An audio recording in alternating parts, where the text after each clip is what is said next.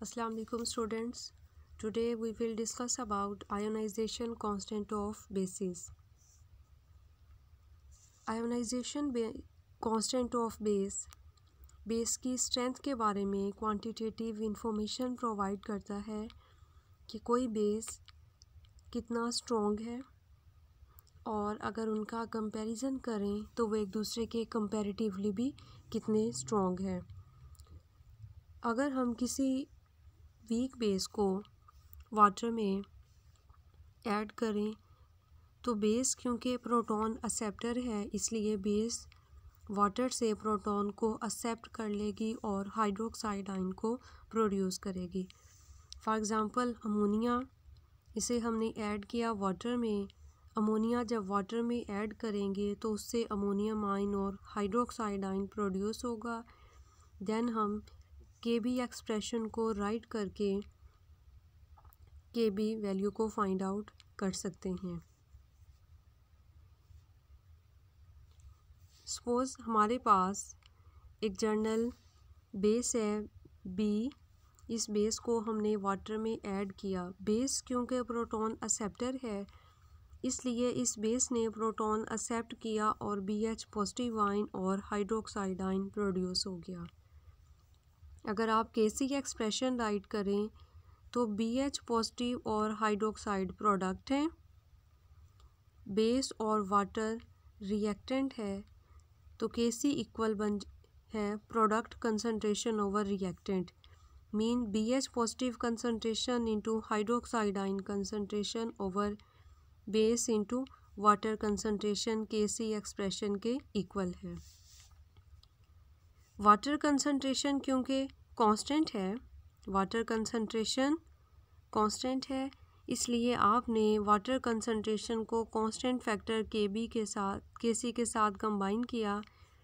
ये दोनों कांस्टेंट है, इन दोनों कांस्टेंट से एक नया कांस्टेंट बन जाएगा KB।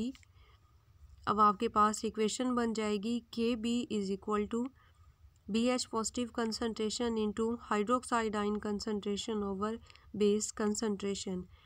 अगर हम यहाँ पर वैल्यूज़ प्लेस कर दें बेस की जो अमाउंट हमने डिज़ोल्व की और उसकी कितनी डिसोसिएशन हुई तो वहाँ से हमारे पास KB वैल्यू आ जाएगी।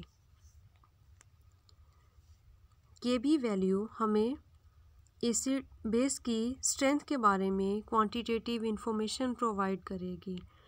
अगर किसी इस बेस के लिए KB की वैल्यू कम आएगी इट्स मीन वो बेस वीक है, और अगर KB की वैल्यू लार्ज है इट्स मीन वो बेस स्ट्रॉन्ग है।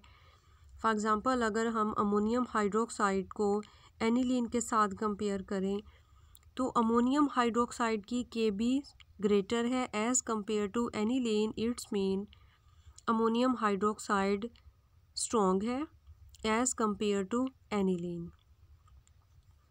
यहाँ पर अगेन KB की वैल्यू हमारे पास फ्रैक्शंस में आ रही हैं। लाइक अमोनियम हाइड्रोक्साइड की वैल्यू है 1.81 10⁻⁵। अब इस फ्रैक्शनल वैल्यू को कैलकुलेशंस में यूज़ करना हमारे लिए कन्वीनियंट नहीं है। इस वैल्यू को कन्वीनियंट करने के लिए हम क्या करेंगे, KB वैल्यू का नेगेटिव लॉग ले लेंगे। नेगेटिव लॉग ऑफ KB को हम नाम देंगे PKB का। PKB हमने क्यों लिया, ताकि हमारे पास KB की वैल्यूज़ जो एक्सपोनेंशियल फॉर्म में हैं वो अब होल नंबर में कन्वर्ट हो जाएं और उन होल नंबर्स को हम इजीली कैलकुलेशंस वगैरह में यूज़ कर सकें। PKB और KB का आपस में इन्वर्स रिलेशन है। PKB और KB के दरमियान इन्वर्स रिलेशन है। अगर PKB की वैल्यू लार्ज है इट्स मीन बेस वीक है, और अगर PKB की वैल्यू कम है इट्स मीन बेस स्ट्रॉन्ग है। इसके अलावा PKB का डिफरेंस हमें बेस की स्ट्रेंथ के बारे में इंफॉर्मेशन प्रोवाइड करता है।